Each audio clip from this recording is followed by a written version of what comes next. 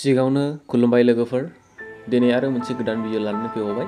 दिनैनि बे गोदान भिडिअ आङो नोंथांमोननि गेजेराव आसामनि माखासे थार बाथ्रा एबा फेक्ट आङो नोंथांमोननि सिगाङाव लानानै फैदों। नोंथांमोना जुदि बे बाथ्राखौ मिथिनो इन्टारेस्टेडब्ला नोंथांमोना भिडिअखौ नायलांबाय थाब्लानो जाबाय। फैदो होमब्ला जोङो भिडिअखौ जागायजेननि। 1 नाम्बाराव दं बुहुमनि गेजेरावनो देरसिन दैमा दिप। बुहुमनि गेजेरावनो देरसिन दैमा दिपआ जोंनि आसामाव जोङो नुनो मोनो। बे दैमा दिपआनो जाबाय माजुलि दैमा दिप, जायहा बुरलुंबुथुर दैमानि सायाव बेखौ जोङो नुनो मोनो। बेयो जोबोद नायनो समायना आरो बेयाव बुहुमनि गासैबो दावबायारिफ्रा दिनै बे दैमा दिपआव दावबायनानै गोसोखौ सुग्लायहोयो आरो नायनानै जोबोद गोजोननाय मोनो। 2 नाम्बाराव दं मुलुगनि देरसिन हिसान गामि एबा सि दानानै दिहुनग्रा गामि। बे गामिया जोंनि आसामावनो दं, जायनि थाखाय बियो मुलुगनां गासैयावबो मुंदांखा। बे जायगानि मुङानो जाहैबाय शुवालकुचिया, जाय गामिया कामरुप जिल्लायाव दं।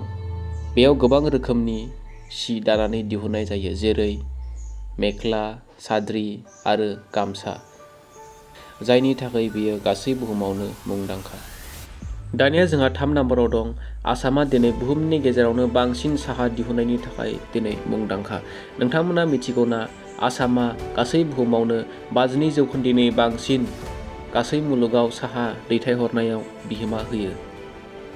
आरोबाव 4 नाम्बाराव जोंहा दङ एसिया हादरमानि गेजेरावनो गोजामसिन थाव दिहुनग्रा जायगा, बेयो आसाम हादराव दङ, जायखौ जोङो दिग्बय होननानै जोङो मोनथिनो मोनो।